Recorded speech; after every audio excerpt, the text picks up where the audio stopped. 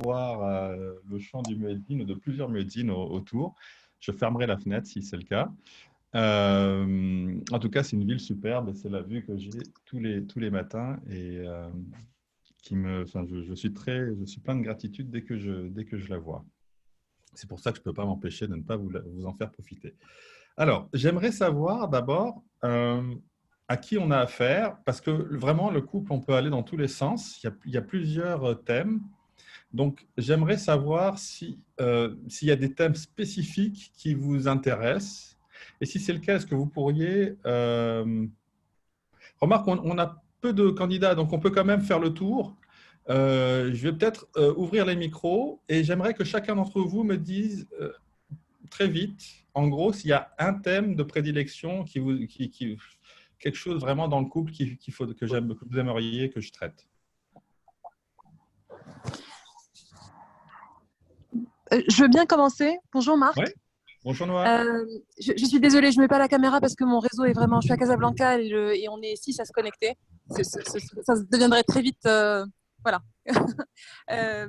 Pas faisable. Si j'avais une question spécifique à poser, il y a un thème sur lequel j'ai toujours eu beaucoup de mal à me positionner. Et ouais. Je suis célibataire, je ne suis pas du tout en couple en ce moment. C'est… comment est-ce qu'on arrive à définir de manière extrêmement claire ce qui est réellement important pour nous dans le choix d'un conjoint de ce qui est secondaire? Voilà. Ah, donc, c'est le couple 0.0, c'est avant le couple. Exactement, c'est ça. Ok, bon, ok, je ne pensais pas à ça. C'est ma réponse à ta question. Super, super. Merci. Je veux de l'authenticité, hein. Ce n'est pas la peine de parler si c'est pour dire des choses qui ne vous touchent pas. Donc, oui, merci beaucoup, Noah. Moi, je rejoins un peu la même chose. Et qui parle? C'est Laurent? Ouais. D'accord. Parce que je ne suis pas en couple non plus et du coup, je suis aussi dans ce cheminement-là. J'essaie de voir qu'est-ce que je dois travailler en moi pour être un bon mari et comment je peux identifier ce qui est vraiment important pour moi chez une partenaire aussi. D'accord, merci. C'est profond, hein. Je ne sais pas si en une heure et demie, on va pouvoir… et surtout que ce n'était pas un thème que je voulais aborder, mais ok. Allons-y, continuons. Ah, le challenge, hein, on l'accepte ou pas, hein? Bring it on. Allez, vas-y. Alors, quels sont les autres? Moi, j'aurais dit comment on gère les différents en fait au sein d'un couple, les différents caractères, quelquefois les différents intérêts. Voilà. Moi, j'aimerais savoir comment mieux communiquer avec l'autre dans un couple. Ouais, ce qui est un peu similaire à ce que demande Aurélie, hein, d'une certaine façon. Ouais. Ouais. Merci. Et pardon, j'aimerais juste un petit peu plus de précision. Communiquer sur quelque chose de particulier ou… Oui, en fait, j'ai l'impression quelquefois que les mots que je sors de ma bouche ne correspondent pas à ce que je veux réellement au fond de moi et sont également comprises par mon conjoint d'une autre façon. Donc, le message entre mon cerveau et ma bouche déjà, et j'arrive pas à trouver les bons mots pour communiquer. Et puis pour que l'autre reçoive le bon message alors que moi-même, j'ai pas mis les bons mots à la bonne, c'est compliqué. Et du coup, je dis, tu comprends pas? Ah non, je comprends pas. Ok. Très bien. Surtout qu'on n'a pas la même logique. Enfin, j'ai remarqué que souvent les hommes et les femmes n'ont pas la même logique. Donc, on essaye de trouver justement un terrain d'entente pour communiquer la même langue, entre guillemets. Très bien. Très bien, merci. Merci. Et ton nom, c'est quoi? C'est Lydia. Non, moi, c'est Lydia. Giuseppe, c'est mon conjoint. Ah, d'accord. Très bien, merci Lydia. Alors, le reste? Déjà, on fait la relation fusionnelle, tu vois, le même compte Zoom. Bonjour. Bonjour. Alors, Anna, oui. Alors, moi, donc c'est un peu sur le même sujet, la communication homme-femme. En fait, je me suis intéressée pas mal déjà à ce sujet les derniers mois, on va dire. Et mon souci, le plus gros souci, c'est que effectivement, je prends beaucoup sur moi. J'essaie de me mettre à la place de l'autre, surtout pour comprendre un homme. C'est compliqué aussi, mais On comprend une femme donc, aussi, je t'assure. ça marche dans les deux sens, bon, c'est clair, mais bon, c'est vrai que le mien, il est espagnol, donc il est latino, donc déjà, c'est beaucoup d'émotions, hein. C'est pas, moi aussi, je suis émotionnelle. Et en fait, quand on commence à discuter sur les sujets, ben, j'ai l'impression, effectivement, comme elle dit souvent, que j'essaie de dire des choses, mais lui, il le prend différemment de ce que j'essaie d'expliquer. Donc, et à chaque fois, j'ai l'impression que je me bats contre lui. Et il va sur le défensif, il se referme. Et du coup, bah, ça, en fait, ouais. Donc, le message ne passe pas. Donc, je ne sais pas. Donc, effectivement, la communication non violente, tout ça, moi aussi, je m'intéresse à ça parce que je suis RH. Mais bon, quand même. Et en plus, j'ai l'impression que lui, c'est quelqu'un qui comprend très bien tous ces sujets-là quand en fait il parle d'autres personnes. Il est c'est très intelligent, c'est quelqu'un qui, voilà. Mais par contre, quand on touche à lui-même, il n'arrive pas en fait à se mettre un petit peu, on va dire, comment on dit, prendre du recul et de se dire mais pourquoi il réagit comme ça, pourquoi elle est comme ça, plutôt que d'aller sur le défensif, essayer de me comprendre. J'ai l'impression qu'il ne fait pas d'effort pour me comprendre. Bon, bref, donc voilà, c'est un peu long comme Ok. En tout cas, j'ai compris. J'espère avoir compris, je pense. Moi aussi. Merci. Très bien, merci. Bonjour Marc, c'est Tirso. Je suis marié avec ma femme depuis 24 ans déjà. Et je voudrais travailler sur l'axe de la communication aussi. Mais bon, j'ai participé il y a 2-3 jours au webinaire d'Alex Découvrir ta personnalité, dans lequel il travaillait sur les disques. Et je pense que ça donne déjà un axe très important de travail. J'ai déjà fait mes recherches. À mon avis, moi, je suis stable, ma femme, elle est conforme. Et là, il y a des axes de travail très, très importants pour passer les bons messages en fonction de la personnalité de ma femme. Mais peut-être il y a d'autres outils que tu peux partager aujourd'hui. Ok, très bien. Merci, merci Tirso. Est-ce qu'on a encore quelqu'un qui veut s'exprimer?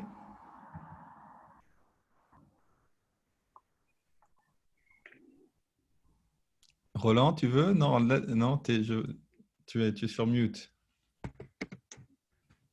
Non, on ne t'entend pas. Ah, ouais, non. Allô? Oui. C'est oui. bon? Oui. C'est bon. Oui, en fait, effectivement, j'aimerais savoir de toi, par exemple, discuter entre couples, ou utiliser le terme de la consultation entre couples. J'aimerais que tu peut-être précises d'une façon un peu plus à ta façon de voir, comment tu vois la consultation entre deux personnes, par exemple, dans un couple. Ouais. Et quelle est l'importance de ce concept de consultation? Ok, très bien. Merci Roland. Alors, est-ce qu'on a fait le tour ou est-ce qu'il y a encore des personnes qui veulent s'exprimer? Je crois que c'est plus ou moins bon. Ah, on a Mathieu aussi qui vient de nous rejoindre. Ah, salut Mathieu. Ah bah, ça fait plaisir. Est-ce que, Mathieu, est-ce qu'il y a quelque chose que tu veux, un thème que tu veux qu'on aborde sur le couple? Non? Ok. Tu n'as pas le droit de parler parce que ta femme t'écoute. Ah, ça y est. Vous m'entendez? Oui, oui. Ah, super. Je croyais que mon micro ne fonctionnait pas. Bonjour. Non, ça va. J'arrive un peu en retard, donc je vous suis. Là, je faisais juste le tour des thèmes que les gens veulent que j'aborde. D'accord. Bah, comme je viens d'avoir le lien, j'ai pas d'idée précise. Ok, Donc, très bien. voilà. En tout cas, n'hésite pas à intervenir. Ok. Le mieux peut-être, c'est si tu es sur mute, c'est de le faire à travers le chat. Autrement, tu peux comment on dit en français, unmute Muté? Comment? Mettre en sourdine. Ah, mettre en sourdine, oui, d'accord. Alors, très bien. Alors, je vais essayer. Alors, il y a beaucoup de thèmes. Il faudrait faire un séminaire d'une semaine minimum. Donc, quand même, j'essaie de manager les attentes. Je vais essayer quand même Alors, la façon dont j'aimerais le faire, c'est qu'en fait, vous avez tous plus ou moins compris que la communication, c'est vraiment à la base. Et le problème d'un couple par rapport à une relation normale, c'est que en fait, ce qui est comment dire, at stake en français, ça veut dire tout ce qui est en jeu est beaucoup plus important et qu'on ne peut pas aussi facilement changer de conjoint qu'on peut changer de job ou qu'on peut changer de boss ou qu'on peut changer de client ou quoi que ce soit. Donc, on est un peu coincé. Et donc, les relations, si elles tournent mal, si elles vont mal, ça va se multiplier par un millier, par un million. Chacun sachant comment faire pour rendre l'autre chèvre. Donc, il y a des couples où malheureusement, effectivement, on ne sait pas s'arrêter. Et ça devient vraiment une tornade. Donc, le but et en fait, c'est vraiment tout le temps un problème de communication. Il y a aussi deux autres choses qu'il faut prendre en compte, plus que la communication, enfin, pas plus, mais en plus de la communication, qui est vraiment, pour moi, c'est vraiment 80-90% du problème. Le reste, c'est et ça, c'est pour répondre aux personnes qui ne sont pas encore en couple. En fait, on traîne avec nous dans le couple aussi notre propre conditionnement qui vient de notre place dans la famille et qui vient de nos croyances dans notre famille, dans la famille où on a grandi. Donc, il y a deux choses qu'on apporte et qui compliquent énormément la communication. Il y a quelles sont mes croyances par rapport au rôle de l'homme, au rôle de la femme, qu'est-ce que je pense être les attentes de l'autre, quelles sont mes attentes par rapport à l'autre. Et il y a aussi quel est le rôle que j'ai eu l'habitude de jouer dans une relation. Et qui est en fait aussi quelque chose qu'on apprend en large partie quand on est jeune dans sa famille. Parce que c'est en fait, quand on y regarde de plus près, c'est assez logique. On grandit alors qu'on a très peu de moyens psychiques, physiques, en tout cas beaucoup moins qu'un adulte, dans un environnement où on est environné par des gens qui sont plus forts que vous, qui parfois font 2 fois votre taille, qui savent mieux que vous, et qui eux-mêmes ont des problèmes qui n'ont souvent pas résolus et qui vont en fait exprimer sur vous. Et donc, vous apprenez dans votre famille à vous comporter, à jouer un rôle au sein d'un groupe. Et généralement, c'est ce rôle-là qui va revenir dans les autres groupes quand vous êtes adulte. Et bien sûr, le rôle dans un couple, eh ben, vous allez jouer ce rôle-là aussi, le rôle que vous avez eu l'habitude de jouer en société. En tout cas, alors ça peut être parfois bon, c'est pas aussi simple que ça. Il faut aller un peu dans l'analyse, mais en fait, en gros, c'est ça. Donc, on va. Alors, j'aimerais utiliser le premier outil qui est l'analyse transactionnelle que je trouve merveilleux pour faire comprendre aux gens ces histoires de rôle. Je ne sais pas si vous connaissez l'analyse transactionnelle. Vous pouvez lever le doigt. Non? Oui. Oui, c'est ça. En gros, on a 3 façons, 3 états d'être ou lorsqu'on est en relation. Ou bien on va jouer le rôle d'adulte. Et l'adulte, c'est celui qui crée les normes, les structures, qui définit ce qui est bien, ce qui n'est pas bien. C'est lui qui a le pouvoir. Ou bien on est un enfant. Et l'enfant, c'est la spontanéité, c'est l'émotion, c'est la découverte, la créativité, la curiosité. Et on a en fait deux façons, en gros, d'être parent. C'est un parent qui est aimant ou un parent qui est autoritaire. Je schématise, mais en gros, c'est ça. Et en gros, par rapport à ces parents qu'on a eus, on a aussi deux façons d'être un enfant. Ou bien un enfant, un bon soldat, ou bien un rebelle.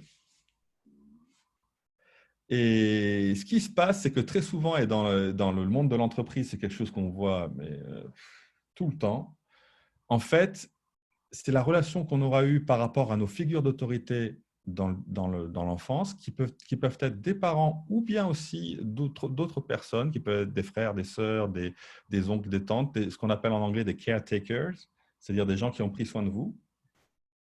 Et c'est en fait cette relation à l'autorité qu'on va jouer pleinement dans nos relations au travail vis-à-vis de l'autorité.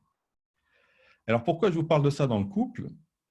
C'est parce que parfois il y a des couples où l'un des conjoints va adopter une position ou bien dominante de parent, ou bien une position d'enfant, ou bien de soumission ou de rébellion. Et vous me direz, et certains couples sont très heureux comme ça d'ailleurs, il n'y a aucun jugement derrière. S'il y a une personne qui est plus dominante que l'autre, finalement, tous les deux, ils trouvent leur compte. Par contre, quand on est dans ce genre de relation, on a beaucoup à payer. Le prix à payer est très fort. Et donc, il faut comprendre quel est le prix qu'on paye lorsqu'on reste dans ce genre de relation, parce qu'en fait, l'un est dépendant, l'autre a beaucoup trop de responsabilités. Et en fait, on est tous les deux complètement, prisonniers de ces rôles-là. Et parfois, c'est très fin. Parfois, c'est que sur un thème. Parfois, les positions sont alternées suivant le thème dans lequel on est. Donc, ce n'est pas tout le temps un seul qui est dominant par rapport à l'autre. Mais c'est bon. Encore une fois, on voit souvent des couples, et ce n'est pas toujours la femme qui est celle qui fait l'enfant. Ça alterne. Voilà, donc il y a déjà ça. Il y a ce fait qu'on a l'habitude dans une relation à être l'enfant ou le parent. Après, ce que nous apprend la communication non violente, c'est qu'il y a une autre façon d'être. Ce que nous apprend l'analyse transactionnelle, c'est qu'il y a une troisième façon d'être, mais auquel on n'a pas beaucoup accès parce qu'en fait, ce n'est pas trop dans notre façon de penser et notre façon d'être, dans notre culture, c'est celle d'adulte. Et au lieu d'être de parent à enfant, on peut essayer d'avoir une relation d'adulte à adulte. Et ça veut dire quoi, une relation d'adulte à adulte? Eh bien, comme il n'y a pas de parents, il n'y a pas de jugement. Et ça, c'est un truc très, très fort. J'ai entendu tout à l'heure quelqu'un qui parlait de son conjoint avec un diagnostic. Il fait ci ou elle fait ça. Et en fait, dès lors qu'on est dans le diagnostic, on est dans le jugement, et pour le relationnel, c'est une bombe. Ça détruit tout, le jugement. Donc, il faut vraiment, comment dire, c'est la discipline de pensée qu'il faut avoir, c'est de sortir du paradigme du jugement, de ce qui est bien et mal, de celui qui mérite d'être puni ou celui qui ne l'est pas, d'avoir raison ou d'avoir tort. Et ça, c'est vraiment le venin de beaucoup de couples. La plupart du temps, quand un couple va mal, c'est qu'ils sont en fait empêtrés dans cette dynamique-là, de se montrer à l'un à l'autre qui a raison, qui a tort, même on a une façon de punir l'autre, en faisant la soupe à la grimace, en faisant la tête, en ne répondant pas. Bon. Donc ça, ces histoires de punition, c'est un paradigme, ce qu'on appelle le paradigme de domination. Et ce qui fait qu'en fait, ça marche, ça envenime les relations. Le paradigme de domination, c'est un paradigme qui a été mis en place par les puissants pour nous faire être de gentils soldats, pas pour en fait créer des relations d'égal à égal où chacun peut se développer comme il veut. Donc, dès lors qu'on est dans cette histoire de jugement, de diagnostic, ben, en fait, on ne permet pas à l'autre en fait, de pouvoir se développer en tant qu'adulte. Et c'est dans les deux sens d'ailleurs. Hein. Si moi je fais l'enfant par rapport à mon conjoint, oh chérie, je ne sais pas comment faire ci, oh, vraiment j'ai jamais su, tu peux me le faire. En fait, on enferme l'autre aussi dans le rôle de parent. Donc c'est dans les deux sens. Si je m'adresse à mon conjoint en tant qu'enfant, qui a besoin de l'aide et la structure du parent, je vais en fait d'une certaine façon induire un comportement de parent chez l'autre et vice versa. Si je suis un parent autoritaire ou un parent qui juge, qui dit ce qui est bon, ce qui est mal, en fait, j'enferme l'autre dans la position d'enfant. Mais c'est un truc fondamental. Et c'est extrêmement difficile de sortir du jugement et du jugement parce qu'en fait, on a tellement l'habitude de faire ça. C'est en fait, toutes les secondes, quasiment, on juge. En tout cas, on juge de façon morale. Si vous étiez là à mon ancien séminaire, j'avais fait la différence entre jugement moral et jugement de valeur. Un jugement moral, c'est on pense que la personne en face fait exprès ou n'est pas dans son essence quelqu'un de bien. Et dès lors qu'on a ce genre de jugement, c'est très difficile d'avoir une relation enrichissante l'un avec l'autre. Donc, c'est l'histoire du jugement qu'il faut vraiment essayer nous avons l'appel à la prière. Donc, il y a vraiment ce jugement qu'il faut essayer de comprendre pour ne pas le jeter sur l'autre et ne pas être soi-même empoisonné par ce jugement-là qu'on a vis-à-vis de l'autre. Ça va jusqu'à présent? Ouais. Donc, un premier truc, c'est de comprendre quelle est la position que moi, je tends à avoir dans une relation. Est-ce que je tends à être le parent? Est-ce que je tends à être l'enfant? Est-ce que je tends à être la victime? Est-ce que je tends à être celui dont on s'occupe? Alors, il faut savoir que je ne mets absolument aucun jugement de valeur par rapport à ça, puisqu'en fait, toutes ces façons d'être correspondent à… Ce sont en fait aussi des stratégies que vous avez développées, des stratégies pour assouvir vos besoins. Et par exemple, être un enfant obéissant, c'est une superbe stratégie pour avoir ses besoins remplis. Vraiment. Donc, tout comme celle d'être dominant. Encore une fois, toutes les stratégies viennent avec un coût. Et donc, il faut, quand on utilise ce genre de stratégie, il faut le faire consciemment. Si on le fait de façon compulsive, c'est là où les problèmes arrivent. Parce que, typiquement, on va peut-être trouver qu'un conjoint n'est pas celui qu'il me faut parce qu'en fait, il n'est pas assez dominant. Il ne s'occupe pas assez de moi. Il ne me donne pas toutes les réponses que je veux avoir. Ça peut être le genre de reproche qu'on peut donner à l'autre conjoint.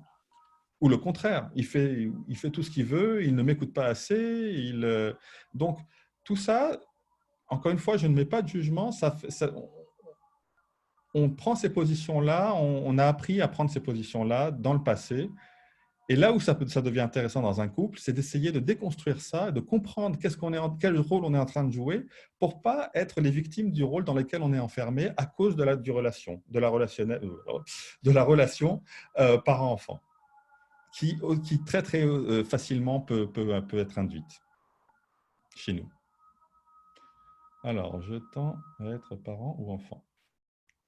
C'est quoi ça? Je crée un peu d'interaction pour que chacun puisse mettre. J'ai fait la réflexion moi-même, j'ai répondu, est-ce que je suis plutôt parent ou enfant dans notre relation pour qu'on ait en temps réel? Donc, on voit là sur… C'est bien, je vois que tu as appris à utiliser Zoom. Donc, on a 83% plutôt parents dans ce webinaire, juste pour que tu saches, Marc. Information pour toi. Très, très intéressant. Très intéressant. Alors, la position de parent, ce n'est pas génial. Ce n'est pas génial parce qu'on se met beaucoup de pression sur soi. Et souvent, en fait, on s'en met plus que ce que l'autre attend de soi. Et il y a même, en fait, si on pousse le concept du parent à son paroxysme, eh bien, on devient un héros. Il faut qu'on soit héroïque.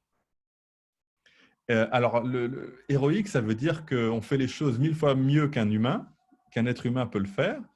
Et que, bien sûr, il faut qu'on soit acclamé pour tous les efforts qu'on fait, puisqu'on est héroïque. Et puis, c'est comme dans les films Marvel, on a toujours toute la population qui vous acclame quand vous sauvez un bus avec vos super pouvoirs.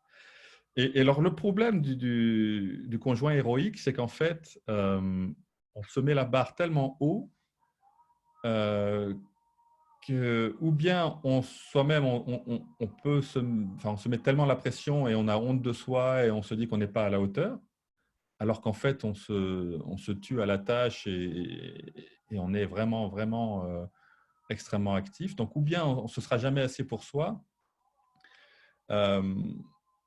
d'où aussi, parfois, il y a les conjoints héroïques et qui se sacrifient en plus. Alors ça, c'est magnifique. C'est la... Ah, tu vois, ça a changé.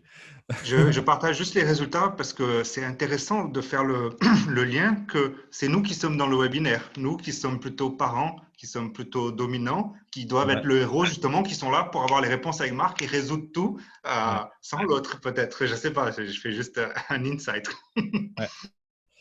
Ouais. Et alors justement, le problème, donc, c'est qu'on se met trop de pression. On a des attentes, enfin, on pense que l'autre a des attentes par rapport à soi qui sont souvent bien trop hautes, avec donc toujours cette culpabilité de ne pas être assez à la hauteur, on n'est pas aussi héroïque qu'on devrait l'être. Et parfois aussi, cette histoire de sacrifice, on se sacrifie pour l'enfant, entre guillemets, on se sacrifie pour l'autre. Et je dis tout le temps, un enfant préfère avoir un parent en bonne santé, pas héroïque, plutôt qu'un parent héroïque mort, parce qu'il s'est sacrifié ou qui fait un burn-out, ou qu'il ou elle va exprimer ses frustrations d'une façon, ça peut être de la colère, ça peut être… Bon. Donc, en fait, il vaut mieux être un parent normal qu'un parent héroïque, pour tout le monde. Aussi pour l'enfant, parce que lorsqu'on est un parent héroïque, en fait, on donne plus beaucoup d'espace à l'autre pour être ce qu'il ou elle veut être. Et on donne plus beaucoup d'espace à l'autre pour développer ses potentiels, puisqu'on fait tout pour elle. Donc, l'autre ne peut pas vraiment savoir à quoi il ou elle est bonne. Enfin, on ne sait pas, si j'ai jamais fait la vaisselle, je ne peux pas savoir si je suis bon à faire la vaisselle, puisque l'autre a toujours fait la vaisselle. Et donc, je dirais toujours, non, tu sais, moi, la vaisselle… je ne sais pas trop, ça a l'air compliqué, c'est technique, je suis qu'ingénieur. Donc, on trouvera toujours des… Mais en plus, c'est de bonne foi. Hein. Je veux dire, comme on ne l'a jamais fait, on ne va pas s'émanciper. Donc, un parent héroïque dominant, en fait, empêche à la fois son conjoint et parfois, après, c'est les enfants aussi, de se développer, de se trouver. Donc, c'est vraiment un piège lorsqu'on est dominant, trop dominant, parce qu'on va soi-même être enfermé dans ce rôle-là qui demande des ressources en fait inhumaines, et on va enfermer l'autre dans un rôle d'enfant. Et ça peut aller des deux côtés. Hein. Parfois, ce n'est même pas vous qui êtes dominant qui avez induit ça, c'est l'enfant, le conjoint qui se conduit un enfant et qui vont en fait faire que vous ne pouvez pas vous empêcher. Il faut absolument que vous preniez soin de ce conjoint qui est totalement perdu en face de vous.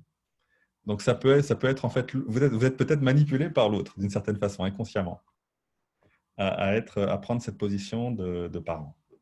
Je te lis juste ce qu'il y a dans le chat, Marc, peut-être pour que tu te suives. Donc, Lydia avait demandé si on peut être dans deux positions différentes en fonction des moments ou des émotions. Donc, forcément, c'est que ça arrive. Et Laurent a dit, mais ça dépend des situations. Des fois, je suis un enfant, des fois, je suis un parent. Donc, avec ça, exactement. Il y en a qui voudraient savoir si on peut toucher pendant le webinaire au sujet de l'amour de soi, souci très courant dans les relations homme-femme aussi. Alors, ouais, ça, c'est tout un programme. Ouais, le problème, c'est que… Alors ça on en vient au deuxième point, qui est quelles sont les attentes que j'ai. Donc là, c'était le premier point, c'était quelle est la position que naturellement je vais prendre dans une relation. Et après, quelles sont les attentes que j'ai. Et là, c'est effectivement, est-ce que pour moi, l'homme doit être un héros très fort, qui ne se plaint jamais. Voilà, exactement. Merci Laurent. Ben, c'est le modèle. Ou bien, est-ce qu'il peut être un peu féminin? Est-ce que et ça, en fait, en plus, ça c'est Merci. Pour ceux qui ne font que nous écouter, on a des participants qui font qui ajoutent du visuel. Qu'est-ce que ça m'a fait perdre mon fil? De quoi je parlais? Tu disais qu'il y avait la position dans la relation et ensuite les attentes. C'est le deuxième Voilà. point, en fait. Et ça, c'est les grandes croyances qui viennent de notre culture, de notre famille, alors parfois de notre religion. Donc, on a souvent des attentes implicites sur quel rôle je dois jouer, là où je dois assurer, là où je ne dois pas assurer, et l'autre aussi. Quels sont les domaines où l'autre doit prendre le lead, quels sont les domaines où moi je dois prendre le lead. Comment on prend nos décisions? Est-ce que c'est l'homme qui doit prendre les décisions? Est-ce qu'au contraire, c'est la femme qui doit prendre les décisions? Est-ce que blablabla. Et le problème, c'est que souvent, ce n'est pas articulé. Donc, votre conjoint fait différemment de ce que vous attendiez implicitement. Ce n'est pas explicite souvent. Et alors là, vous vous mettez dans une colère noire parce que vous vous dites, mais il est vraiment ou elle est vraiment à côté de la plaque, etc. Mais en fait, ce n'est pas du tout ça. C'est qu'en fait, vous avez des attentes culturelles qui ne sont simplement pas les mêmes que l'autre. Et le problème, c'est qu'effectivement, si vous en avez un qui est plus dominant que l'autre, il va commencer à induire de la honte chez l'autre en disant « mais non, c'est comme ça qu'on fait, la structure, c'est comme si, et toi, tu ne corresponds pas, donc ce n'est pas bien ». Donc, on met l'autre dans la position d'enfant, on le juge, on induit de la honte chez l'autre, et ça, c'est terrible, parce qu'en fait, on le paye, ça, après. Alors, et c'est là qu'on se rend compte que la façon dont on peut parler, dont on peut exprimer ses frustrations va être extrêmement importante. Parce que dès lors qu'on est dans le jugement ou qu'on dit bah, « comme d'habitude, tu fais n'importe quoi avec la carte bleue », en fait, je ne vais pas… oui. Eh oui. Non, mais Laurent, il ne faut pas que je te regarde. Oui, on ne va pas améliorer les choses si je dis ça, si je pose un diagnostic sur l'autre et que je lui fais un reproche. Alors, Roland nous parlait de la consultation et bon, je vais y venir, pas tout de suite, mais en gros, donc, la façon dont on va exprimer ces frustrations va être primordiale. Parce que d'abord, il faut comprendre que ces frustrations, elles viennent d'attentes qui souvent sont les miennes. Au vu de ma culture, au vu de la façon dont on fonctionne dans ma famille, la façon dont on fonctionne dans mon pays, la façon dont on fonctionne parfois dans ma religion. Donc, il faut d'abord comprendre ça et pas tout de suite poser un jugement sur l'autre en disant « mais il est ou elle est stupide ». Se dire « non, non, avant d'aller dans le jugement, prendre un peu de recul. Effectivement, chez moi, c'est comme ça qu'on fait. » Ayons de la curiosité, de la bienveillance et explorons avec l'autre pourquoi, les comment et les pourquoi. D'accord? So far, so good. Jusqu'à présent, ça va? Ouais, on a des… alors, attendez, on va quand même ouvrir les micros. J'aimerais avoir quelques réactions jusqu'à présent.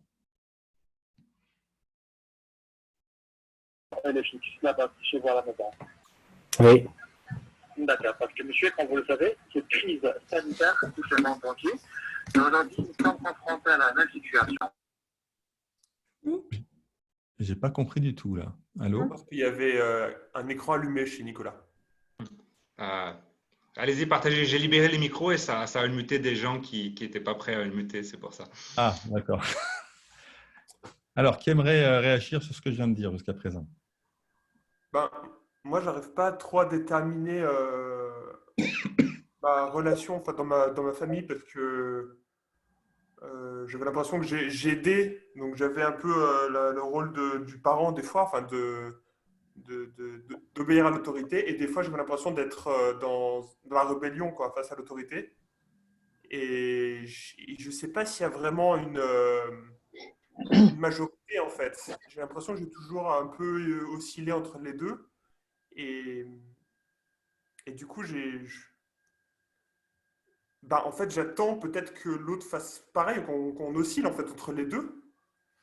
Mais j'ai pas l'impression d'un côté ou de l'autre. Je ne sais pas s'il y a un déséquilibre dans cette relation apporte Si c'est ça qui est à la base de mon problème d'avoir du mal à trouver quelqu'un. Je sais pas. Est-ce que, voilà, en fait, si je résume, et je vais aller très vite, hein, je ne veux pas pouvoir régler ton histoire comme ça en 2 secondes, mais en gros, des pistes, enfin, quoique je suis fort aussi. Hein. Ouais, vas-y.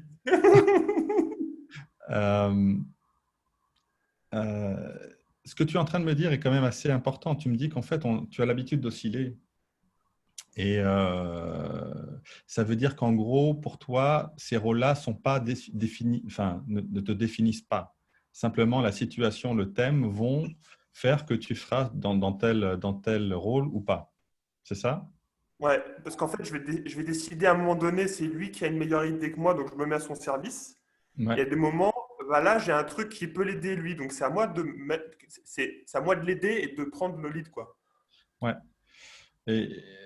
Mais alors pour ça, tu vois, ça veut dire qu'il faut avoir en face de soi quelqu'un qui soit aussi multifacette comme toi et qui ne soit pas enfermé dans son propre rôle.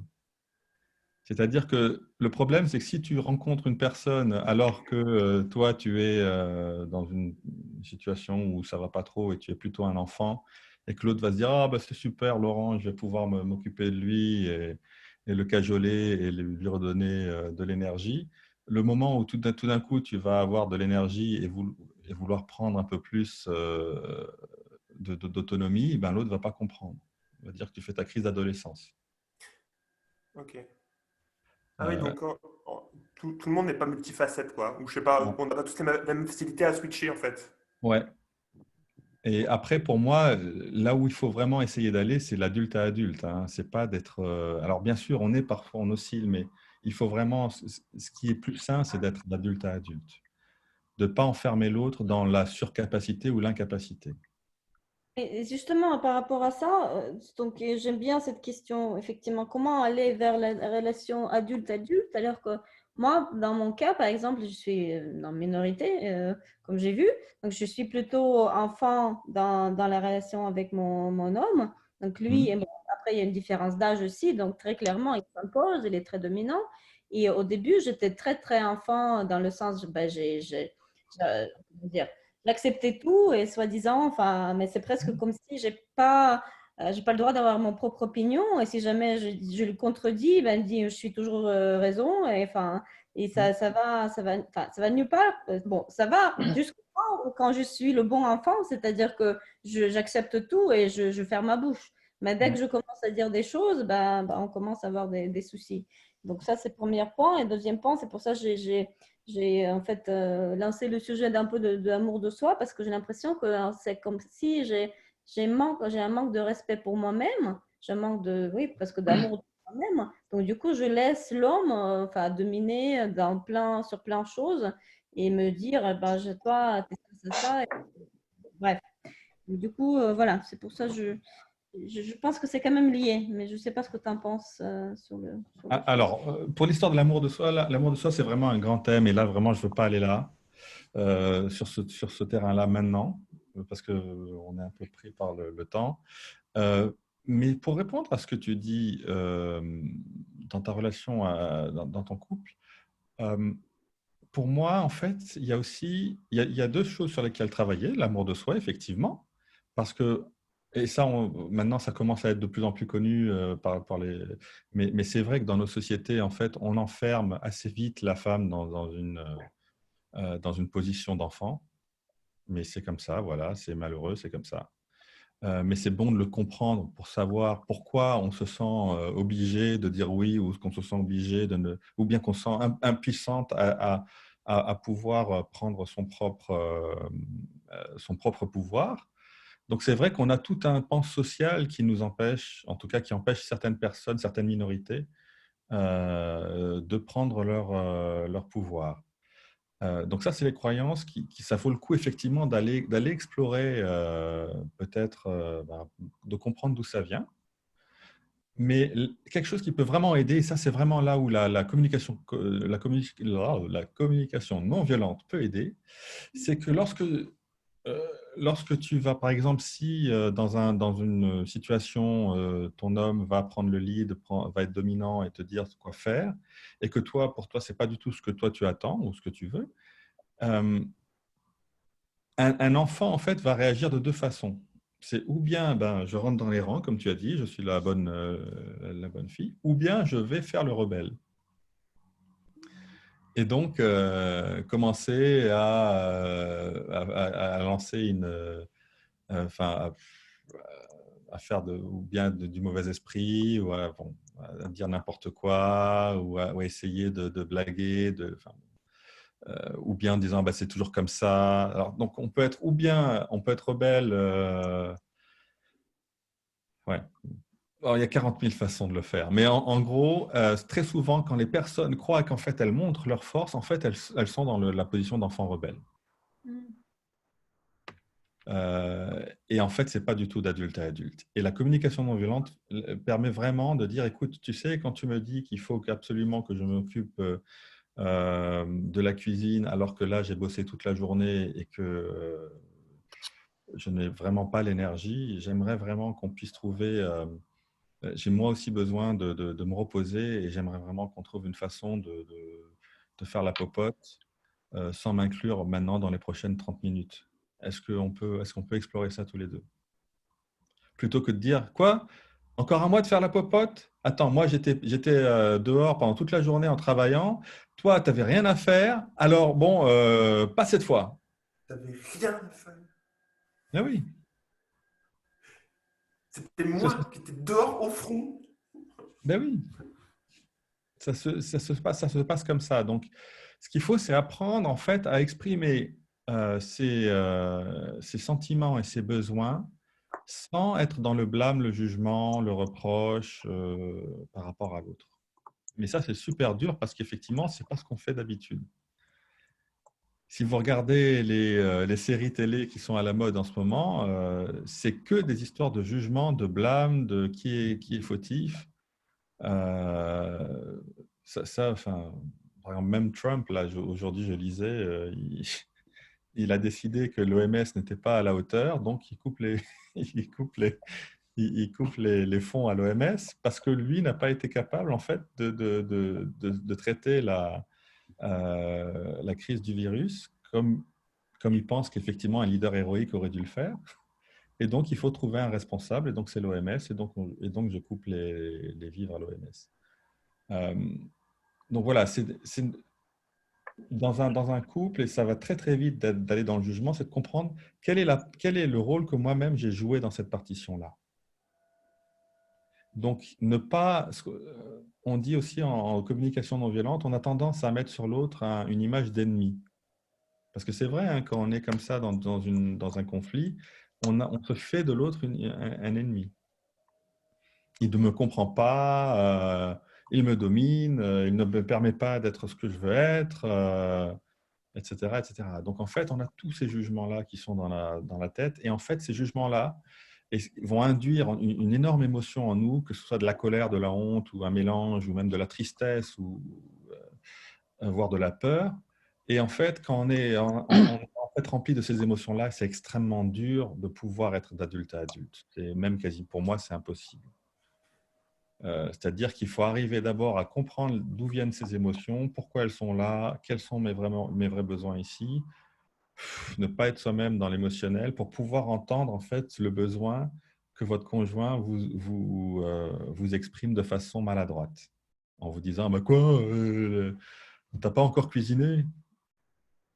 Alors qu'en fait, ce qu'il veut simplement dire, c'est j'ai travaillé avec les enfants toute l'après-midi, j'ai très faim et vraiment, je ne sais pas comment faire parce qu'en fait, je n'ai pas acheté je ne suis pas allé faire les courses et ce serait bien qu'on trouve une solution pour qu'on puisse manger assez vite parce que les enfants aussi sont affamés et j'ai peur que ça dégénère. Mais ça, au lieu de dire ça comme ça, il va vous dire « Ouais, t'as pas encore fait la cuisine ?»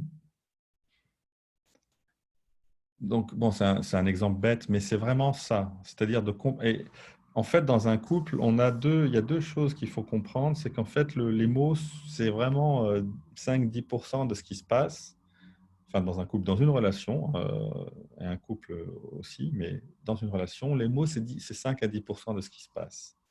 Et tout le reste, c'est vraiment, ce n'est pas exprimé et c'est 80, 90, 95%. Et donc, si on ne reste qu'au niveau des mots, en fait, on reste au niveau des conflits. Si on arrive à avoir une pratique régulière où on arrive à se comprendre soi-même et à diffuser les émotions négatives qu'on peut avoir, ou en tout cas en les comprenant. Je ne parle surtout pas là de mettre un couvercle sur les émotions, mais de les comprendre pour les diffuser. Et vous saurez ça, enfin, je ne sais pas si on en parlera une autre fois. Mais donc, si on arrive à être comme ça, relativement stable émotionnellement, parce qu'on a des relations saines avec ses propres émotions et ses besoins, à ce moment-là, c'est beaucoup plus facile pour moi d'entendre le besoin qui est exprimé par l'autre lorsqu'il m'injurie ou lorsqu'il me blâme ou lorsqu'il m'attaque. Et donc, d'être d'adulte à parent, si lui commence à me dire « Comment ça se fait que tu n'as pas encore fait la cuisine alors que c'est ton job hein ?» Eh ben, un enfant va dire « Toi, tu t'es pas vu, moi j'étais dehors toute la journée. Hein ?» Donc ça, c'est l'enfant rebelle. L'enfant bon soldat va dire oui c'est vrai, je suis vraiment désolé, je suis une femme horrible, je sais pas comment je peux te faire ça, voilà. Et l'adulte va commencer à dire écoute, va en fait comprendre les besoins de l'autre. Est-ce que tu es frustré parce que tu as peur qu'en fait si on mange pas tout de suite les enfants vont pas être stabilisés, ça va être difficile en fait de les mettre au lit après. Et ça change tout. Là, je suis un adulte. Je ne juge pas qui a raison, qui n'a pas raison. Je ne dis pas aussi, je ne blâme personne. Je ne suis pas en train de blâmer mon conjoint parce qu'il ose me poser la question de savoir si la popote est faite alors que moi, j'étais dehors toute la journée et je bossais. Je ne suis pas du tout là-dedans. Je suis un adulte, j'enlève les émotions. Enfin, je suis sensible aux émotions en tant que signal, mais je ne suis pas une victime de mes émotions, je les utilise pour comprendre ce qui se passe. Et je suis orienté vers la solution, sans blâme, sans reproche, sans honte, sans culpabilité, sans rien. Et ça n'est possible que si soi-même on est stable émotionnellement et on a su faire le travail qu'il fallait pour recevoir ces agressions-là. Et si on n'est pas capable de recevoir cette agression, à ce moment-là, c'est notre devoir d'exprimer en fait ce qui se passe en nous lorsqu'on reçoit cette agression. De façon adulte tout le temps. C'est-à-dire, ce n'est pas de dire, de le blâmer, c'est de dire, écoute, tu vois, quand tu me... c'est un peu ce que j'ai fait la première fois, quand tu me dis qu'en fait, quand tu me dis que je n'ai pas encore fait la cuisine alors que tu deviens fou avec les enfants, je me sens coupable et je me sens aussi énervé parce qu'en fait, j'ai aussi besoin de reconnaissance et d'acceptation pour le travail dur que j'ai eu pendant la journée. Et tout comme toi, je veux en fait trouver une solution pour les enfants, mais j'aimerais vraiment qu'on trouve une façon un peu plus respectueuse de se parler. Et j'aimerais savoir qu'est-ce que tu penses lorsque je te dis ça. Juste pour donner un exemple, donc dans ces années de coaching de couple avec Marc, il nous disait toujours « va où l'émotion est la plus forte ». Donc là, quand il donne cet exemple, c'est ma femme arrive et me dit quelque chose que moi je vis comme une agression, comme il a dit là. Si, idéalement, je suis capable de recevoir ça en filtrant à la manière dont ça a été dit et de continuer la communication. Mais si jamais ça m'affecte tellement que moi, la personne me demande la popote est prête et que moi je dis et toi, tu as fait ce que tu veux faire, j'essaie de communiquer cette émotion, cette énergie. Il faut que le couple mette l'accent sur celui qui a l'émotion la plus forte pour commencer à aider cette émotion à se dissiper ou enfin à être plus exprimée, comprise. Hein, parce que si je ne suis pas du tout connecté à ce que je ressens, j'explose, je fais des choses qui font mal aux deux. Par contre, parfois, moi, je peux aider ma femme à se connecter avec ses émotions en lui donnant l'empathie, par exemple. Ouais, elle peut m'aider. Et donc, c'est comme ça qu'on apprend à faire cette danse et à gérer un petit peu le niveau émotionnel pour pouvoir maintenir, on va dire, l'harmonie et la communication sur les émotions, les besoins. Je ne sais pas si ça aide, Marc, mais j'ai senti que je voulais partager ça. C'est-à-dire qu'effectivement, lorsqu'on reçoit une agression, on a vraiment deux façons de le faire. c'est si soi-même on se sent trop lésé, on peut exprimer ce que je viens de faire en disant voilà, quand tu me parles comme ça, voilà comme ça, comment je me sens. Et il y a l'autre qui est effectivement, comme dit Alex, d'aider l'autre à sortir de cette position en disant mais chérie, tu es énervé parce que tu veux avoir l'assurance que les enfants vont pouvoir manger suffisamment tôt et pouvoir être mis au lit vite parce que tu as autre chose, tu as du travail à faire ce soir. Vous voyez, ça change. En fait, vous permettez à l'autre de sortir justement de cette position de parent dans le jugement, le blâme, et de revenir à votre niveau d'adulte à adulte. Ah oui, c'est vrai, excuse-moi, mais tu sais, j'ai passé toute la journée avec les enfants et je panique là, en fait, parce que je vois que mon boulot j'ai pas réussi à faire mon boulot, et etc., etc. Et j'ai vraiment peur que les enfants nous prennent tout le temps, etc. Donc, en fait, dans votre façon de réagir, si vous pouvez aussi aider l'autre à sortir de cette position-là, de parent ou d'enfant, d'ailleurs. Les enfants aussi, hein, c'est aussi une très belle manipulation. Hein. Regarde, je t'ai attendu toute la journée et tu rentres et tu me demandes de faire la popote comme ça, c'est pas vrai. Donc là aussi, c'est une façon de rendre l'autre coupable. Hein. Comment tu peux me faire ça, etc. Mais avec la position d'enfant, de victime, c'est aussi quelque chose, c'est aussi une belle façon euh, de manipuler l'autre. Et parfois, c'est souvent fait de façon inconsciente, en fait. Donc voilà, donc c'est à la fois la communication non violente nous donne les armes pour à la fois, enfin les outils pour être à la fois pour sortir soi-même d'une de ces positions et pour permettre à l'autre aussi de sortir de ces positions-là. C'est clair? Alors, oui, Anna, ça veut dire quoi? Ça veut dire oui, coup-ci, coup-ça. Ok.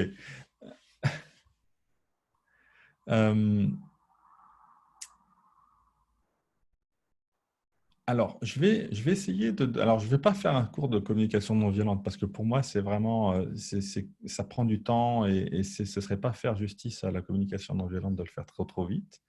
Mais en gros, l'essence de la communication non violente, c'est de dire, on ne va pas s'arrêter à ce que j'entends, mais je vais essayer, en fait, d'entendre les besoins exprimés maladroitement et je vais essayer aussi, moi-même, d'exprimer mes propres besoins. Donc, c'est en gros d'être à l'écoute de mes besoins, d'être à l'écoute des besoins de l'autre et d'essayer de trouver une façon de se rendre la vie merveilleuse à l'un et à l'autre.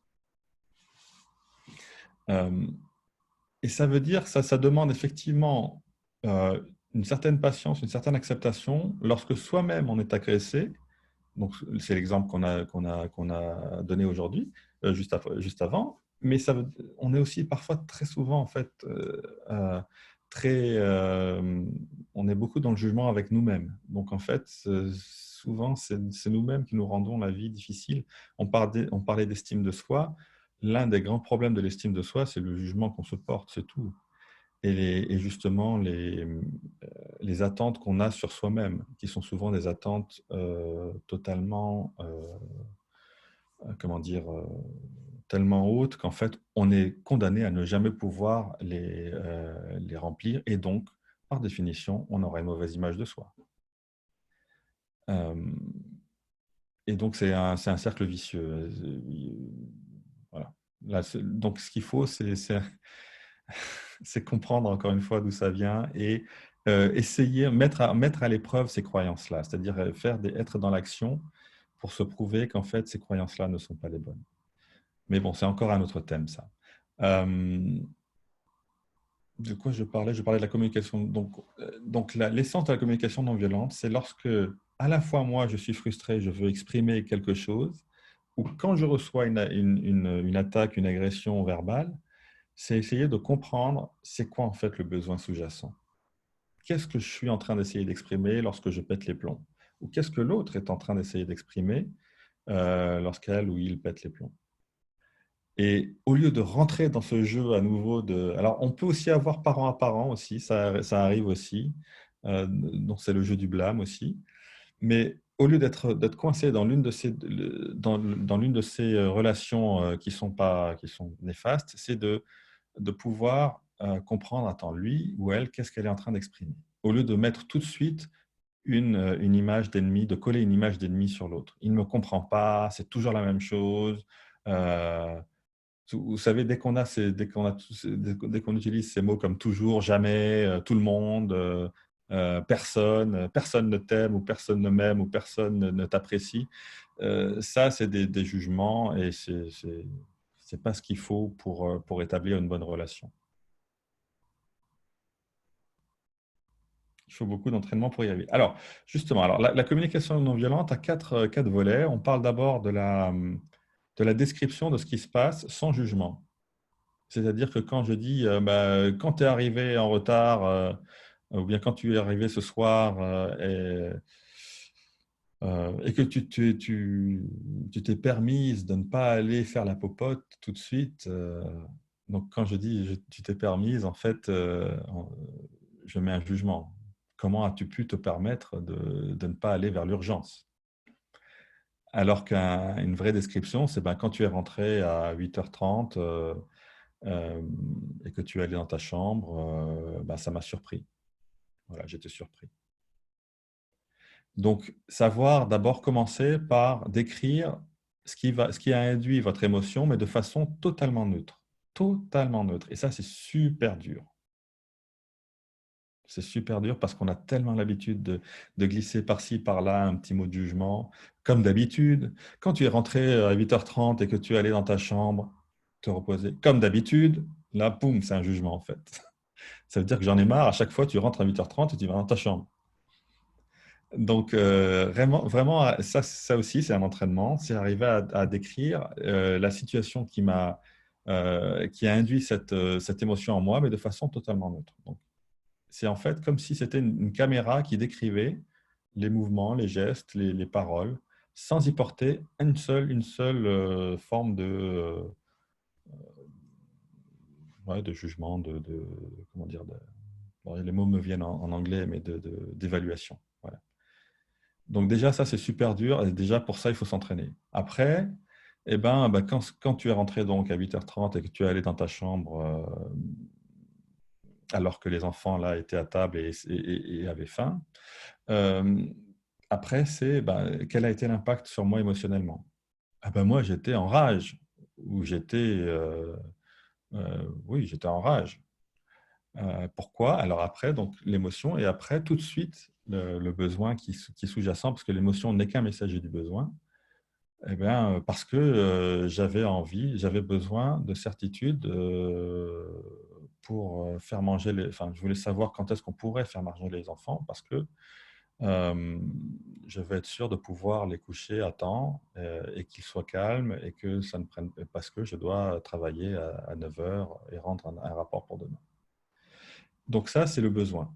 Donc je ne l'ai pas fait de la façon orthodoxe de la CNV, parce qu'en fait, dans la CNV, les besoins sont des besoins universels et qui sont souvent un seul mot. On n'y attache pas une personne, on n'y attache pas un lieu, c'est-à-dire, si je dis « j'ai besoin que tu fasses la popote », ce n'est pas un besoin.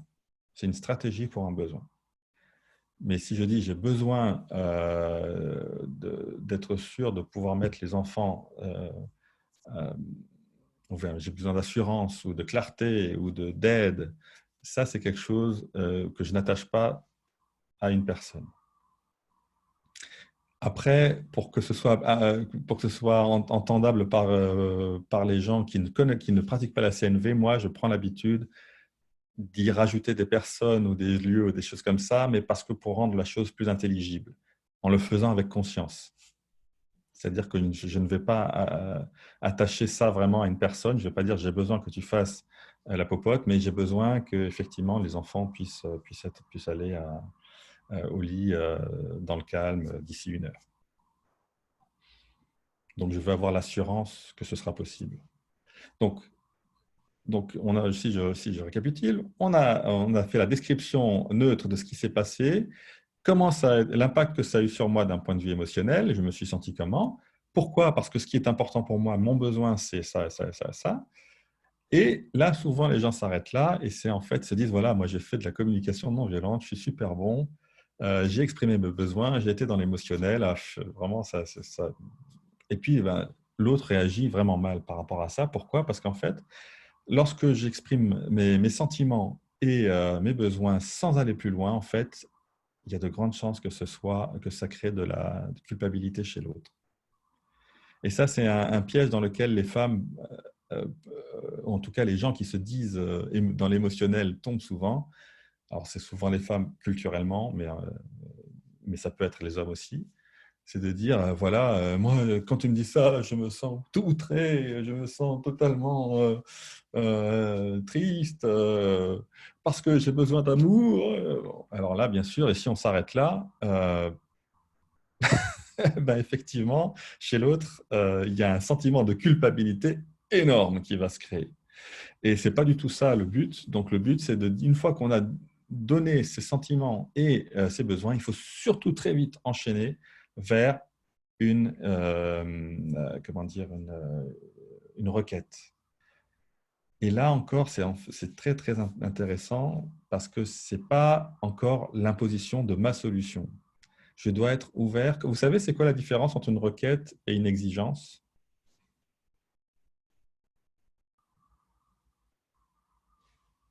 Yes, no. Oui, non. Alors, une requête, en fait, pour moi, la requête, d'abord, encore une fois, on ouvre une porte parce qu'on ne peut pas juste parler des sentiments et de mes besoins. Je dois ouvrir une porte pour que on entrevoie la solution. Et le problème, c'est que souvent, les gens voient la requête comme, en fait, j'impose ma solution sur l'autre. Je veux que tu fasses la popote. Et en fait, ce n'est pas du tout ça. Une requête, c'est en fait une demande qui est ouverte à recevoir un non. Pas un non N-O-M, mais un non N-O-M. C'est-à-dire que si je suis dans un état d'esprit où je dis, écoute, quand tu es rentré, bon, je vais reprendre cet exemple. Quand tu es rentré à 8h30, que tu es allé dans ta chambre, moi, j'étais extrêmement en colère parce que j'avais besoin de m'assurer que les enfants puissent manger suffisamment tôt et aller au lit. Et si je dis, et ma requête, c'est est-ce que tu pourrais arriver plus tôt et faire la popote? Ce n'est pas du tout une requête. C'est en fait moi qui parle en tant que parent, ou même parfois d'enfants rebelles, mais bon, de parents, on va dire, et qui dit écoute, je t'impose ma solution, et il faudrait que tu dises oui. Et souvent, les gens, justement, ne comprennent pas la communication non violente parce qu'ils ne se rendent pas compte qu'en fait, ce n'est pas un truc pour influencer l'autre pour qu'il vous dise oui. Ce n'est pas du tout ça. C'est en fait, on va ouvrir un espace de discussion et trouver ensemble la solution en utilisant mes besoins, en prenant en compte mes besoins et tes besoins. Et donc, c'est de dire, écoute, chérie, là, vraiment, je ne peux pas, je suis complètement… Ça ouvre la possibilité à dire non, parce qu'en fait, je suis fatigué et que là, je ne peux vraiment pas. Dans la demi-heure qui suit, je ne pourrai pas, il va falloir que je me repose. Donc, peut-être qu'on peut, à ce moment-là, appeler Pizza 30, ou je ne sais plus si ça existe encore, mais enfin, on peut appeler la fourchette ou je ne sais quoi. Donc, c'est entrer dans un mode de discussion et pour trouver des solutions. Et ça, c'est pour répondre un peu à Roland par rapport à ça, par rapport à la consultation. La consultation, en fait, là où les personnes ne comprennent pas, là où il y a souvent des problèmes, c'est et même dans la communication non violente, ça arrive aussi, c'est qu'en fait, c'est l'état d'esprit qui compte. C'est un état d'esprit d'ouverture, de curiosité, de bienveillance. Même quand j'entends des horreurs. Moi, j'ai eu un jour un client, tout de suite d'emblée, il m'a dit, c'était dans un groupe alors que je coachais, et il commence à dire, ouais, moi, j'adore chasser. En plus, c'est une grande personne, un Américain de haute taille, corpulence, on dirait une armoire à glace. Donc, c'est vraiment une figure, comment dire, c'est presque une caricature, quoi. Et tout de suite, la première chose qu'il a dite, hein, c'est « Moi, j'adore chasser. J'adore les pistolets, les fusils, j'en ai plein. Je vais faire des safaris en Afrique du Sud pour pouvoir chasser je sais pas quoi, des lions, je sais pas quoi. » Et voilà. Et en fait, il se mettait en posture de se battre parce qu'il avait toujours eu l'habitude, comme ça, d'engendrer des réactions assez fortes lorsqu'il parle de son amour de la chasse. Alors, il faut savoir que ce gars-là, il vit dans le Montana, au milieu de la forêt. Et que bon, la chasse dans la forêt au milieu du Montana, c'est quelque chose qui se comprend. Et en fait, alors que j'avais tous les voyants de préjugés qui s'allumaient chez moi, j'ai eu la force, je ne sais pas comment, de me dire, on passe outre ça et je veux comprendre d'abord pourquoi il nous dit ça et c'est quoi qui est derrière cette personne-là. Donc, quel est son besoin et c'est quoi la personne qui est derrière. Et si j'avais été dans une consultation, j'aurais pu, à peu près, l'écouter. Mais ce qui se passe très souvent dans une consultation, c'est qu'on reçoit quelque chose qui est tellement fort émotionnellement qu'en fait, on n'arrive pas à écouter le besoin qu'il y a derrière. On est dans le jugement tout de suite. C'est le méchant chasseur, absolument pas sensible. Alors que ce gars-là, après, s'est ouvert par rapport à son enfance et comment il avait été maltraité. C'est pour ça qu'il avait mis une carapace après. Et c'est quelqu'un, en fait, d'une amitié très touchante, en fait. C'est quelqu'un qui s'occupe de sa famille avec beaucoup d'amour et d'énergie et qui, en fait, est dans la peur qu'on s'attaque à lui et à sa famille. Mais voilà, c'est en n'étant pas en réaction, en lui disant quoi, quand même, les gentils animaux, tu les tues, que j'ai réussi, que j'ai permis à cette personne de ne pas rester dans une position de méchant chasseur d'ennemi, en fait. Mais je ne sais pas comment j'ai fait. J'étais sur le fil, la première heure, j'étais pas forcément... j'étais un peu chancelant, je ne savais pas trop ce que je faisais. Donc voilà, donc cette histoire de consultation, pour moi, c'est vraiment l'état d'esprit dans lequel on est. Ce n'est pas tant les mots qu'on va utiliser, parce qu'on peut utiliser les mots de la CNV, les 4 étapes, de façon magistrale, mais n'avoir absolument pas le bon état d'esprit. Et c'est pour ça que souvent les gens me disent « mais j'ai utilisé la CNV et ça n'a pas marché ». Ce n'est pas que ça n'a pas marché, parce que l'outil, d'abord, ce n'est pas un outil, c'est une façon d'être, c'est une philosophie. Et c'est souvent qu'en fait, on a fait la requête et on a fait les 4 étapes avec le mauvais état d'esprit. En fait, ce qu'on voulait, c'était montrer à l'autre qu'il avait tort. On avait un jugement sur l'autre. Et donc, ça veut dire qu'il faut vraiment être suffisamment, je regarde l'heure, je vais arrêter là, mais ça veut dire qu'il faut être suffisamment en accord, enfin en relation avec soi-même pour comprendre les émotions qu'on a et pour pouvoir comprendre les besoins qu'on a lorsque ces émotions fortes arrivent et pouvoir les contenir, les diffuser, être rentré en relation avec elles, les diffuser pour pouvoir être en fait présent à l'autre et à ce qu'il ou elle exprime de façon maladroite comme une agression ou comme une provocation. Merci Marc, vraiment bravo. On peut lui faire des applaudissements là ici, regardez, tous des applaudissements sur le chat. Et je veux dire, donc là, il nous reste 12 minutes. Sur les 5 dernières minutes, je vais vous donner un cadeau, mais un truc de ouf. Un contenu sur la relation qui a changé ma relation. Ce n'est pas Marc qui me l'a donné.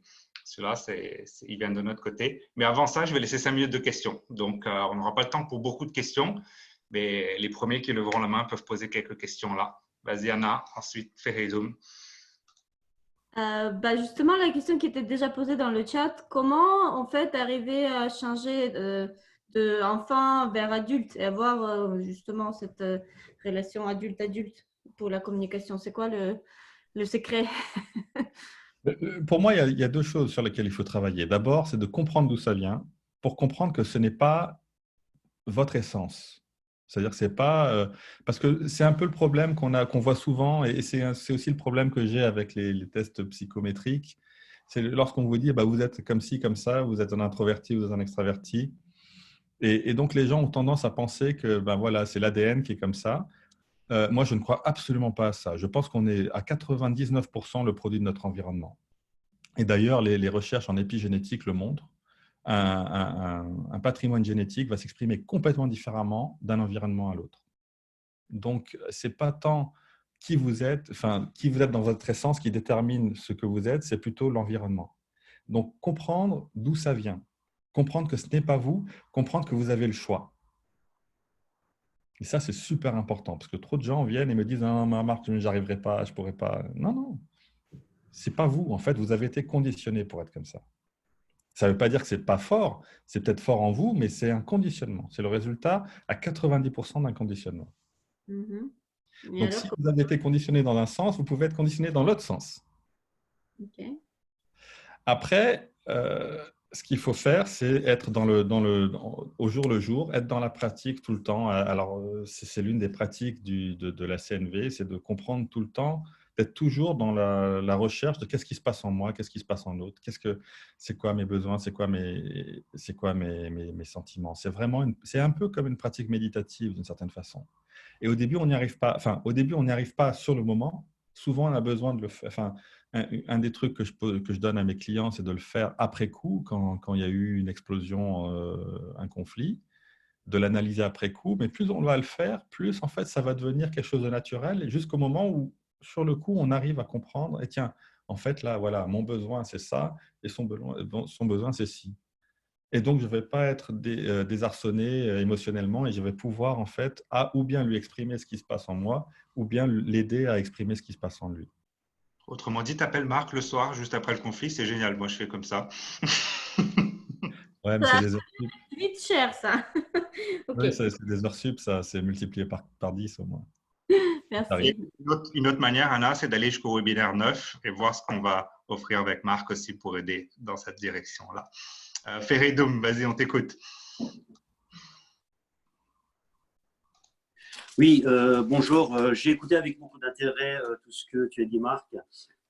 J'aimerais savoir comment faire pour que ça devienne naturel. Parce que si à chaque fois, en communication adulte-adulte, je dois réfléchir 3-4 minutes pour trouver mes mots corrects, tout ça, je pense que ça devient un peu artificiel.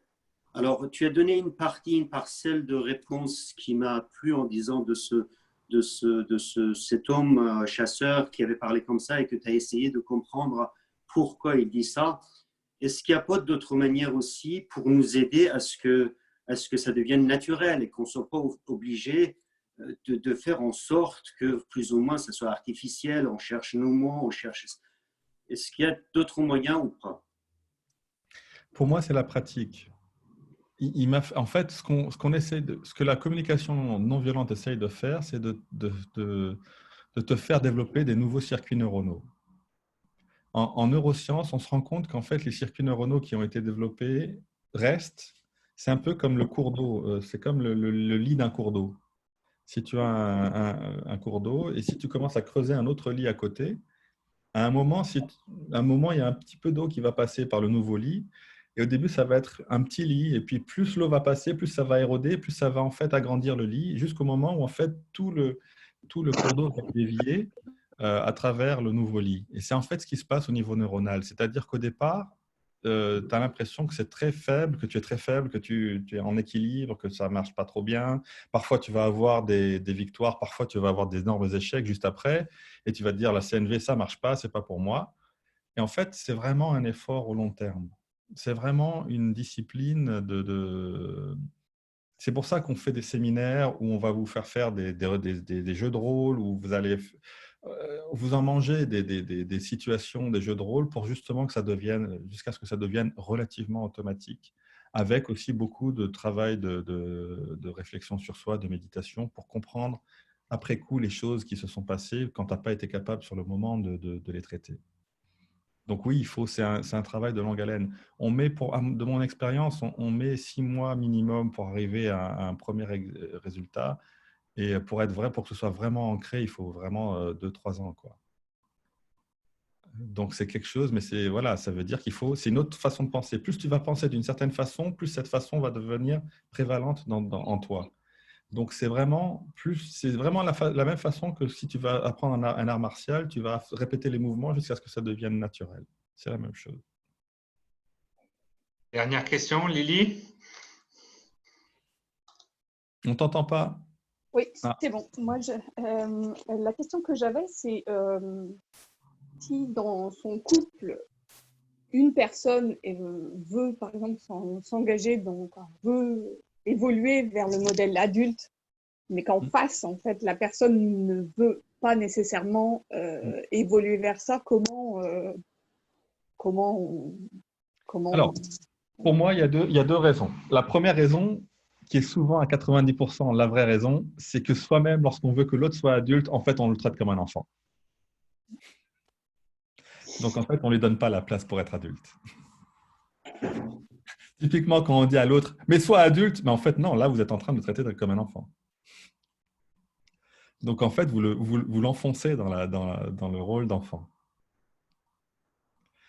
Il faut que vous-même, vous soyez adulte quand vous lui parlez, en fait. Et ça, c'est super dur. Même moi, ça m'arrive encore parfois de me dire, mais non, j'ai été respectueux et d'adulte à adulte. Et en fait, je me suis rendu compte que non, derrière, j'avais un jugement. J'avais en fait j'avais quelque chose derrière la tête et je voulais en fait influencer la personne pour faire ci et ça. Et ça n'a pas bien marché parce que ça n'a pas atterri de façon saine chez l'autre parce qu'en fait, j'avais un jugement. Il m'a fallu du temps pour l'accepter, mais oui. Donc, il faut en fait être très clair par rapport à ses propres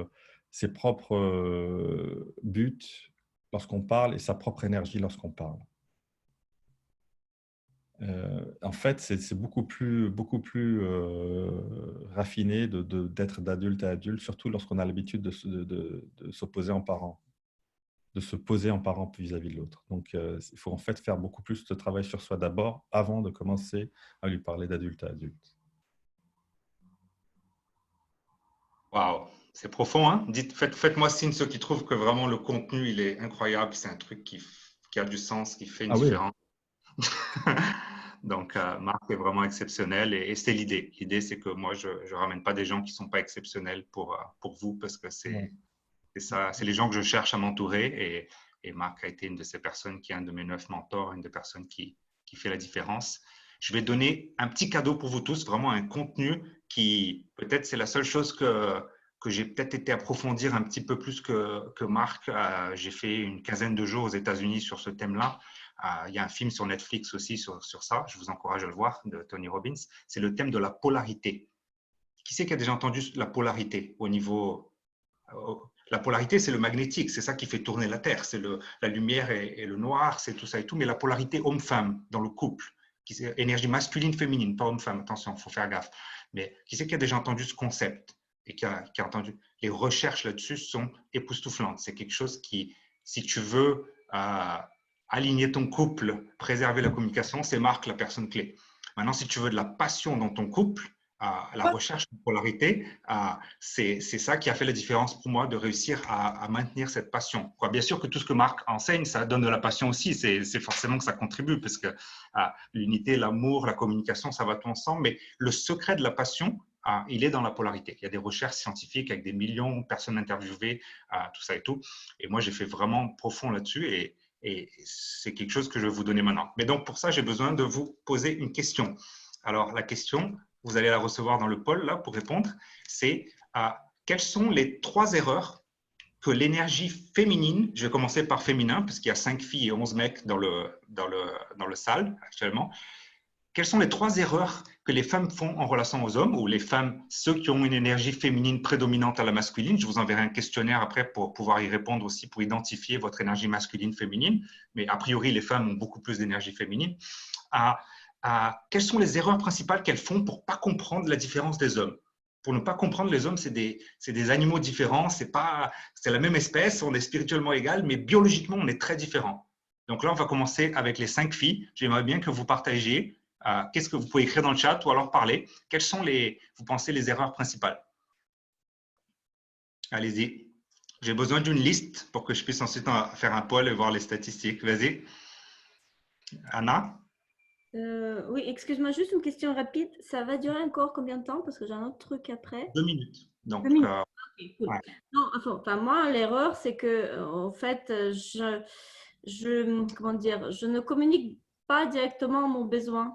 En fait, je vais autour et je parle beaucoup et j'ai l'impression que, enfin, j'espère que l'homme, elle va deviner mon besoin plutôt que de lui dire de façon très directe et sans trop d'émotion, quoi. OK. Quoi d'autre? Qui c'est qu'il y en a d'autres? Donc, on a une erreur qui... Lily, Lydia, Noah.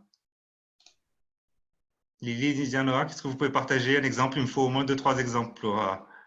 Mais des exemples, juste pour comprendre, Alex, un exemple de quand une femme ne se comporte pas de façon féminine, j'ai pas compris le... C'est juste qu'en fait, dans les couples, la polarité, donc c'est l'énergie féminine et masculine, il faudrait du temps pour la définir, mais je ne vais pas le faire maintenant, mais je pourrais peut-être un autre webinaire. Mais disons que, en gros, les couples, un des facteurs clés qui font les couples se séparer, au-delà de tout ce que Marc nous a appris sur la communication, c'est la perte de la passion. Okay? Et cette passion, elle se perd quand on perd la polarité. Et on perd la polarité quand on n'arrive pas à maintenir ces deux énergies. Et souvent, on ne maintient pas ces deux énergies parce que quand on est homme et qu'on a beaucoup d'énergie masculine, un peu plus comme c'est mon cas, j'en ai de la féminine aussi, mais je fais des erreurs stupides par rapport à ma femme parce que je ne comprends pas l'autre énergie.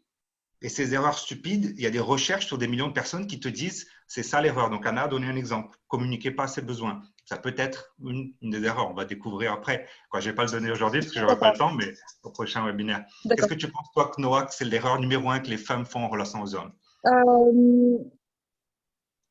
Moi, je pense qu'un homme a comme besoin fondamental, un des besoins principaux, c'est d'être respecté, se sentir respecté, que lui se sente respecté. Et dans sa définition du respect qui est extrême, qui peut varier légèrement d'homme à homme, mais voilà, j'ai remarqué que c'était une valeur extrêmement importante. Et donc, voilà, toute attaque à ce pilier-là peut être désastreux. Intéressant. Merci Noah. Et toi Lydia? Donc Lily nous a écrit dans le chat, être dans le jugement, avoir des attentes trop exigeantes. Et toi Lydia, qu'est-ce que tu penses que c'est l'erreur numéro 1?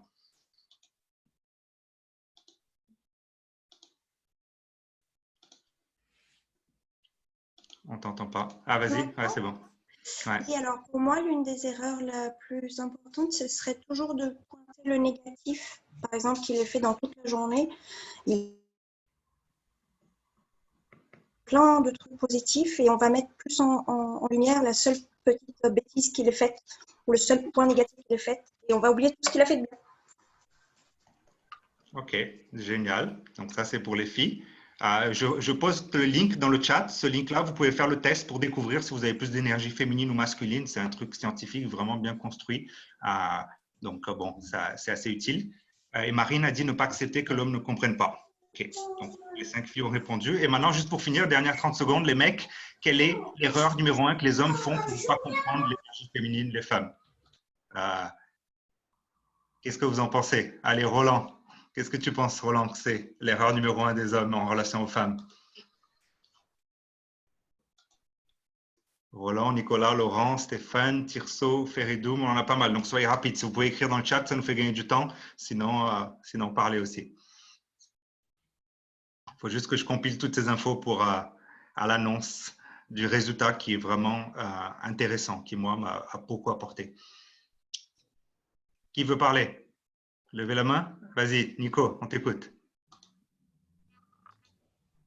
Bonjour à tous. Du coup, moi, par rapport à ça, je dirais que l'homme, il a souvent tendance à témoigner de force, d'imposer ou d'essayer d'être au-dessus, on va dire. Et la femme, du coup, je pense qu'une erreur aussi qui est assez commune, c'est d'être ce symbole je ne trouve pas le mot, je dirais la déesse, entre guillemets, cette finesse, cette délicatesse. Et du coup, que le fait d'avoir comme ça cette opposition, des fois, ça fait que les deux s'opposeraient. Ok. Qui d'autre? Levez la main. Laurent, tu voulais parler? J'ai mis le fait de ne pas forcément écouter les besoins des femmes. Pas écouter. Ok. Feredou m'a écouté, pas écouté, fallait parler. Qui d'autre? Roland, tu peux dire, toi? Qu'est-ce que tu dirais? Tu peux reformuler la question parce que j'ai du mal à... Quelle est l'erreur principale que les hommes font Donc, des erreurs, on en fait tous. Marc l'a donné des exemples. On ne communique pas bien, on laisse nos émotions, mais des erreurs spécifiques aux hommes par rapport aux femmes.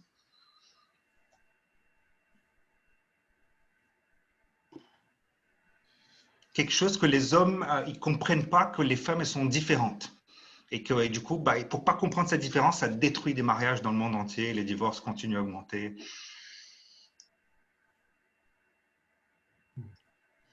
Ouais, c'est plutôt la différence entre le masculin et le féminin. Ouais.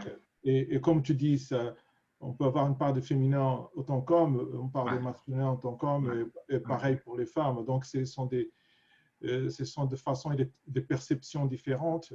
Mais je pense que... Enfin, j'ai lu un livre qui s'appelait « L'homme vient de Mars et les... » Vous savez, le livre, là, il parle un peu de... Ouais, je connais. Voilà. Et je pense que le côté féminin, je pense qu'il a besoin d'être plus écouté, peut-être. Côté féminin, ça peut être tant homme que femme. Et le côté masculin, assume cette idée de dominance qui peut être un problème. Ok. Bon, c'était juste pour faire une petite intro. Je peux vous dire, vous êtes tous en dehors des résultats. Donc, les 3 erreurs principales des hommes et les 3 des femmes, il n'y a aucun d'entre vous qui les a trouvées. Par contre, ça sera au début du prochain webinaire, mardi, que je vais les révéler. Donc, oui, Alex, ça sera peut-être trop tard pour nous. C'est typiquement, il est en train de dire avec typiquement un truc de mec. Ça s'appelle la fidélisation. On pourra peut-être sauver quelque chose. Bah ouais, je vous souhaite un bon week-end sur ça. Non, mais non, je veux dire le suivant. Faites le test avant. Arrivez mardi prochain en ayant fait ce test. Là, ça prend 5 minutes, 3 minutes que j'ai envoyé le link là pour savoir un petit peu plus de votre énergie. Donc, ça vous aidera à vraiment comprendre les données que je vais passer.